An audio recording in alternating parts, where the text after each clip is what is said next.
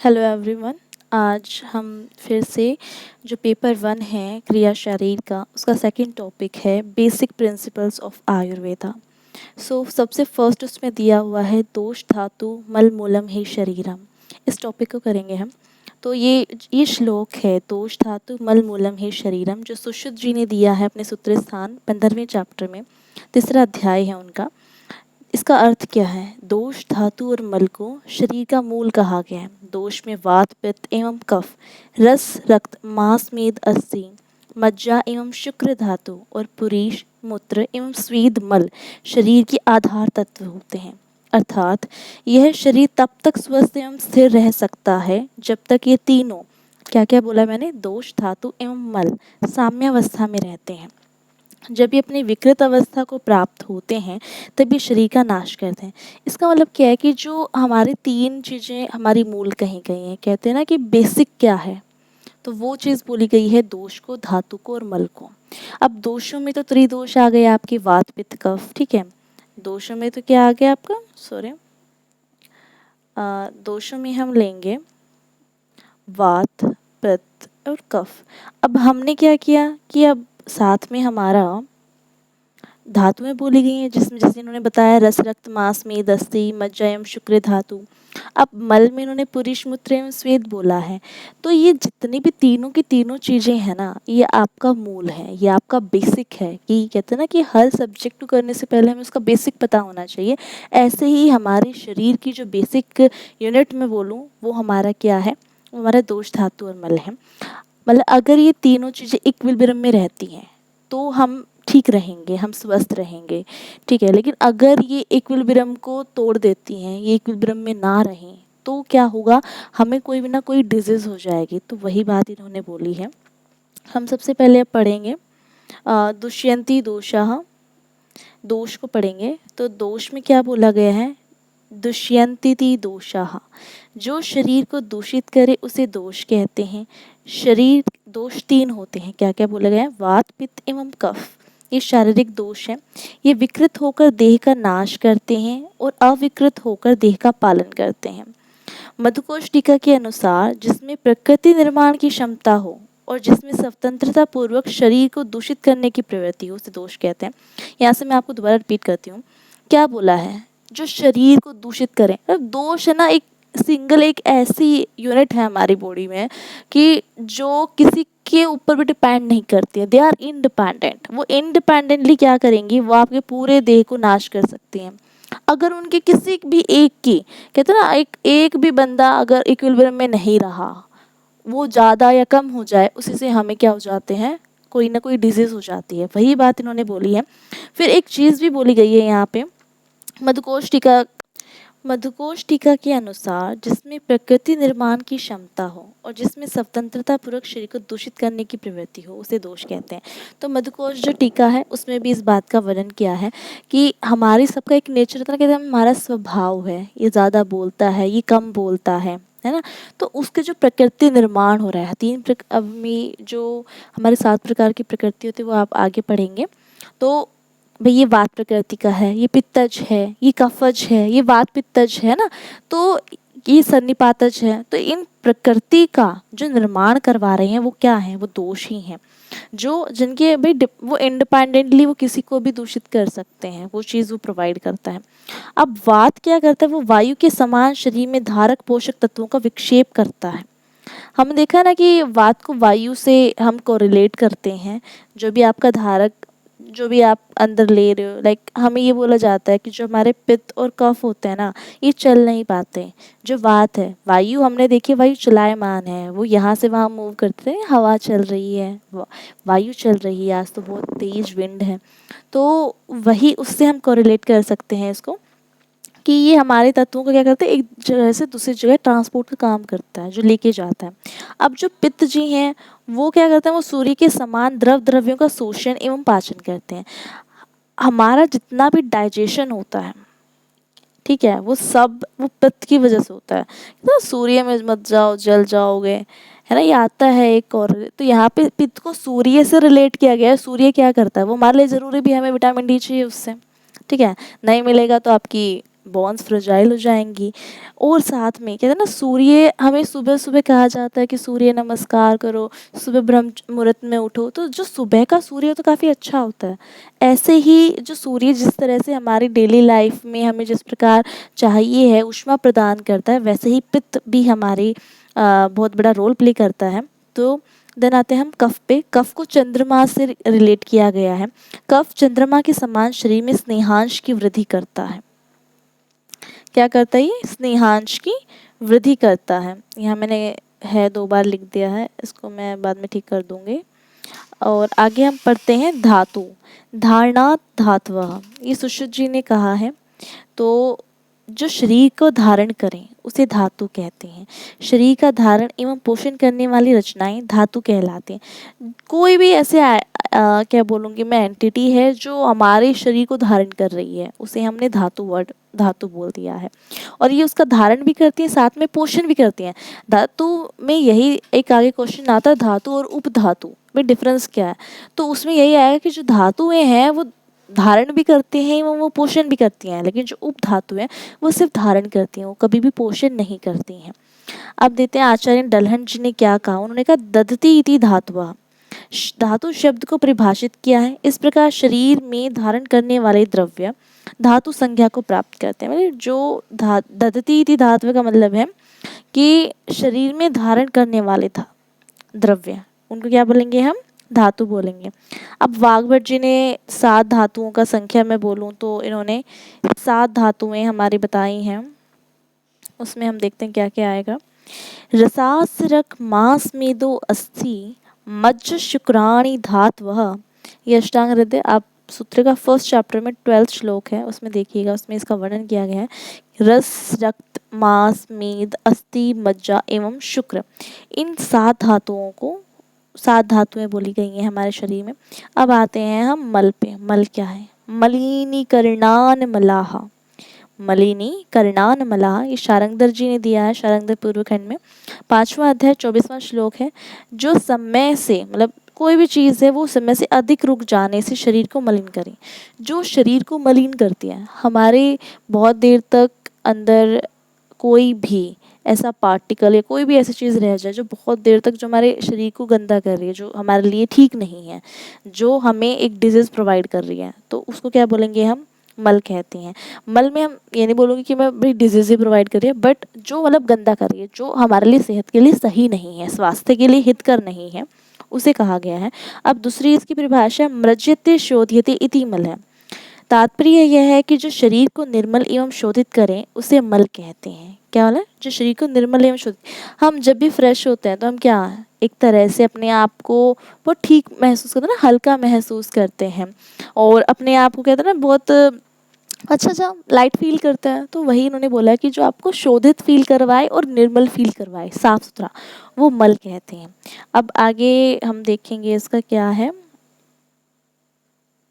Next topic आता है आपका, इसको थोड़ा सा पढ़ते हैं इसके बारे में कि क्या क्या मल में कहा गया है। सो वात, पित्त, कफ एवं धातुओं की गणना यत्र तत्र मल के अंतर्गत ही की गई है। इसका कारण यह है कि विषम अवस्था में रहने वाले त्रिदोष एवं धातुएं शरीर को मलिन करने के साथ स्वयं भी अपचित हो सकती हैं। अभी मैंने बताया ना कि वात, पित्त, कफ को भी हम और धातुओं को भी कह सकते हैं मल। क्यों? क्योंकि अगर वो भी विषम अवस्था में रहती हैं तो क्या करती हैं? वो मलिन ही तो कर रही हैं शरीर को, और स्वयं भी अपचित, उनका डाइजेशन नहीं हो पाता, और इसको हम बोलेंगे मल। मल अपनी साम्य अवस्था में दोष एवं धातुओं के समान शरीर को धारण करने का भी कार्य करते हैं। क्या करते हैं? अगर वो साम्य, वही बोला ना, इक्विलिब्रियम में है तो हेल्दी रहोगे, इक्विलिब्रियम में नहीं है तो वो आपको कोई ना कोई डिजीज़ प्रोवाइड करेगी, कोई ना कोई डिफॉर्मिटी करेगी आपको। अब मल भी 3 प्रकार के होते हैं, मल, मूत्र एवं श्वेत। ये 3 मल बोले गए हैं। अब हम आगे देखते हैं इसका कंक्लूजन क्या निकलता है इसका भी, अगर हमारे क्वेश्चन आ जाता है तो देखो, दोष धातु तथा मल शरीर के मूल कही गई हैं, ये आ गया। अब मूल का अर्थ क्या? भी जड़ है। जैसे हम देखते हैं ना, एक प्लांट की जो रूट्स होती हैं वो अगर आप ना उखाड़ो तो वो प्लांट दोबारा रिग्रो कर जाता है, लेकिन अगर आपको उसकी रूट्स को हटा देते हैं तो वो कभी ग्रो नहीं कर पाता, वो मर जाता है प्लांट। तो वैसे ही इसमें बोला कि जड़ के बिना वृक्ष का अस्तित्व नहीं है, जिसके बिना उत्पत्ति, स्थिति तथा जीवन न रह सके उसे मूल कहते हैं। ठीक है, तो बिना रूट के तो ना प्लांट बड़ा हो सकता है, ना वो दोबारा रीग्रो कर सकता है। ठीक है, और दूसरे शब्दों में जो कारणभूत हो उसे मूल कहते हैं। दोष धातु और मलों में से यदि एक का भी अभाव होता है तो शरीर की स्थिति नहीं रह सकती। इसलिए दोष धातु और तथा मल शरीर के मूल कहे गए हैं। देखो वही सीधी सी बात है कि हमारे लिए तीनों ही ज़रूरी हैं। आपको दोष भी ज़रूरी है, धातु भी ज़रूरी है और मल भी ज़रूरी है। अगर ये तीनों में कोई भी इक्विलिब्रियम में नहीं रहता है तो आपको कोई ना कोई डिजीज़ या डिफॉर्मिटी होगी। आगे हम देखते हैं, एक टॉपिक है उसके अंदर ही डिस्क्रिप्शन ऑफ बेसिक्स ऑफ स्रोतास। वैसे क्वेश्चन इतना आता नहीं है, मतलब क्रिया में नहीं आता, but it's very important question in anatomy. तो आप इसको रचना शारीर में ज़रूर पढ़िएगा कि यहाँ से ज़रूर एक 5 नंबर का क्वेश्चन 5 का ना आए, क्योंकि मेरे टाइम पे ये हुआ था जब मेरे फाइनल्स हुए थे कि हमारे 5 नंबर का क्वेश्चन आया था जिसमें हमें 3 चीज़ पूछी गई थी, सीरा, धमनी और स्रोतस। ये एक चैप्टर है आपका रचना शारीर में, तो उससे आ गया था कि भाई आप स्रोतस के बारे में बताएं और कितने स्रोतस बोले गए हैं। तो ये आप यहाँ से पढ़ेंगे, वहाँ भी काम आ जाएगा। ठीक है, और यहाँ भी अगर बाय चांस मेरे भी टाइम पे नहीं आया क्रिया में, क्या पता आपके पे आ जाए, तो इसको पढ़ लेते हैं। स्रोतस होते क्या हैं? श्रवणात् स्रोतांसि, ये चरक जी ने दी है अपनी सूत्रस्थान 30 में कि भाई जो श्रवण करें, शरीर के वे सभी भाग जो श्रवण क्रिया गति करते हैं, कहते हैं ना, जो भी बह रहा है, जो फ्लो कर रहे हैं, उन्हें स्रोतस। हम अगर इसे मॉडर्न से रिलेट करें तो ये चैनल्स, जो हमारे कहते हैं ना चैनल्स होते हैं, उससे हम रिलेट कर सकते हैं इसको। जिससे स्राव निकलता हो वही स्रोतस है। स्रोत शब्द का अर्थ एक मिट्टी के घड़े की उदाहरण से समझा जा सकता है। जिस प्रकार घड़े के अंदर से पानी रिसकर बाहर निकलता है, उसी प्रकार हमारे शरीर में सेल्स के अंदर पदार्थों की श्रवण क्रिया होती है। कहते हैं ना डिफ्यूज़न हो रहा है, ऑस्मोसिस हो रहा है ना, फैसिलिटेटेड डिफ्यूज़न है। तो ये उसी तरह है कि देखो हमने एक पॉट का लिया है, घड़ा है हमारे पास, और आप उसमें पानी डालते हो तो कहते हैं ना इवापोरेशन होती है वहाँ पे, वो रिसता रहता है पानी। तो उसी तरह से हम अपने खुद के सेल्स में देखते हैं, सेल्स से बाहर पानी आता रहता है। अब गर्मियाँ हैं तो गर्मी में देखो आप सबको स्वेटिंग होती है, तो आप उससे रिलेट कर सकते हो कि जिस तरह से हमारे हर एक सेल स्वेट कर रहा है, तो उसी तरह से कोई ना कोई श्रवण क्रिया आपकी बॉडी में हो रही है, जिसको हम स्रोतस कहेंगे। आगे एक और इसकी डेफिनेशन जो हमारे सुश्रुत जी थे उन्होंने दी है, मुलात खादंत्रम देहे प्रसृतम त्वभिवाहियत स्रोतस अदिति विघेयम सीरा धमनी वर्जितम। ये सुश्रुत शारीर जी ने अपने 9वें अध्याय 13वां श्लोक है कि सीरा और धमनी को छोड़कर किसी मूलभूत छिद्र से देह के भीतर फैली जो भी वहन करने वाली प्रणाली विशेषण को स्रोतस कहते हैं। मतलब आपका जो धमनियां हैं और जो सिराएं हैं उनको छोड़ना है, आपकी वेन्स या आर्टरीज हैं वो उनको छोड़कर जितने भी मूलभूत, जितने भी आपके कहते हैं ना कहीं पे भी आपके जो पॉज हैं, जहाँ से भी श्रवण क्रिया, जहाँ से भी आपका कुछ न कुछ फ्लूइड आउट हो रहा है, इन हो रहा है, वो स्रोतस कहलाते हैं। फिर आगे हम देखते हैं इसका स्वरूप क्या है। तो स्वरूप में आपका आएगा सव धातु संवर्णानी वृत्त स्थूल अनूनी च। मैं दोबारा पढ़ती हूँ, सॉरी। सव धातु संवर्णानी मतलब जिस प्रकार की धातु होगी उसी प्रकार का इसका वर्ण होता है। वृत्त स्थूलानी अणुनी च, मैं इसको संधि विच्छेद करके पढ़ रही हूँ। वृत्त का मतलब होता है आपका गोल, एंड स्थूल मोटे, अणुनी जो सूक्ष्म है, स्त्रोतांसी स्रोतस, दीर्घाणी आकृत्या, दीर्घाणी में दीर्घ का मतलब होता है भाई बड़ी, ठीक है, आकृत्या जिसकी आकृति में, प्रतान सदृशानी च, जो आकृति में देखने पर जो लंबी लंबी प्रतांश होते हैं ना, हम लताओं को बोलते हैं, जो लंबी लताओं के समान हो, ठीक है, उसे कहते हैं।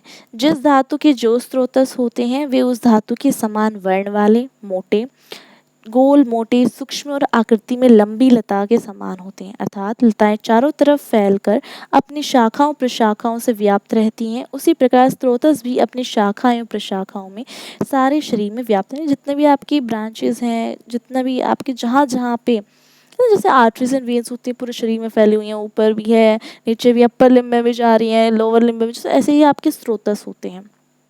ठीक है, आगे हम देखते हैं इसके पर्याय कि भाई इसके पर्याय क्या होंगे।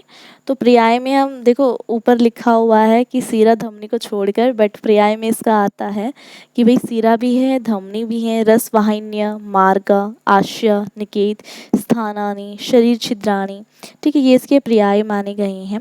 उसके बाद आप आते हैं इसकी संख्या कितनी बोली गई है। तो संख्या 2 आप चरक जी और सुश्रुत जी ने दोनों ने अलग अलग बताई है। चरक जी ने जो है इसकी 13 संख्या मानी है। प्राण, उदक, अन्न, रस, रुधिर, मांस, मेद, अस्थि, मज्जा, शुक्र, मूत्र, पुरुष, स्वेद। तो आप इसको ज़रूर याद कीजिएगा क्योंकि ये बहुत इंपॉर्टेंट क्वेश्चन है according to your anatomy point of view. तो एनाटॉमी में आपका ये ज़रूर आएगा, यहाँ पे आए या ना आए बट वहाँ पे बहुत इंपॉर्टेंट है। अब सुश्रुत जी ने क्या किया, इसके 11 भेद बताए हैं, जो टोटल 22 हैं। उन्होंने क्या किया, एक ही स्रोतस के ना 2 मूल माने हैं, तो इसकी वजह से ये 22 बोले गए हैं। यहाँ इन्होंने प्राण, अन्न, उदक, रस, रक्त, मांस, मेद, मूत्र, पुरी, शुक्र, आर्त। आपने डिफरेंस देखा होगा, जो हमारे चरक जी थे उन्होंने ना 3 माने थे। उसने देखो उन्होंने ना आपके पूरे तीनों के तीनों मल माने, उन्होंने मलों को भी ऐड किया, उन्होंने सप्त धातुओं को भी ऐड किया। ठीक है, ठीक, 1 मिनट रुकिए। तो जो आपके हमारे चरक जी हैं, आचार्य चरक जी, उन्होंने क्या किया, उन्होंने आपकी 7 धातुएं आ गई। ठीक है, 3 आपके मल आ गए। ठीक है, साथ में उन्होंने क्या किया, प्राण, अन्न, उदक, प्राण को, अन्न को और उदक को, इनको माना। तो उससे कितने हो गए टोटल, 7 और 3 कितने हो गए, 10, 10 और 3 13, तो टोटल 13 माने। लेकिन जो हमारे सुश्रुत जी थे, इनका पॉइंट ऑफ व्यू अलग था। इन्होंने क्या किया कि इन्होंने 11 माने, 22 माने उनके मूल, लेकिन इन्होंने ना तो अस्थि को माना है, ना ही मज्जा को माना है, और ना ही स्वेद को माना है, बल्कि इन्होंने एक ऐड किया है, दैट इज आर्थ। ठीक है, तो ये क्वेश्चन आता है कि भाई जो सुश्रुत जी थे उन्होंने किस स्रोतस को अलग से माना है, तो वो हमारे आर्थ जो होता है उसको माना है, और किसको नहीं माना है, तो वो आता है आपका कि इन्होंने अस्थि, मज्जा और स्वेद को नहीं माना है। ठीक है, ये क्वेश्चन बहुत इंपॉर्टेंट है, इसको आप ज़रूर एक बार कीजिएगा। ये आपका ख़त्म हो चुका है। अगर आपको वीडियो पसंद आई ज़रूर like and comment, share, subscribe करें। और मैं इसके साथ में आपको डिस्क्रिप्शन में इसका PDF का लिंक दे दूँगी। अगर आपको डाउनलोड करनी है इसके नोट्स तो आप उसको लिंक पे आप क्लिक करेगा, आपको नोट्स मिल जाएंगे। Thank you so much for watching it.